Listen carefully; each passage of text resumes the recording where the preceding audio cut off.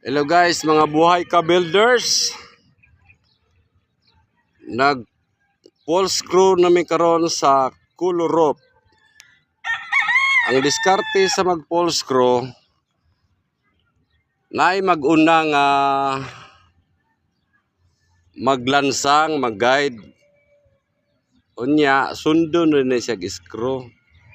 Una nga dali kayong sistema ba tuara nag-una na sa unahan na siya mo na taga-bagis, taga-bangag. Bangagan lang gamay para mukuha ng tech screw. Basic na kayo guys.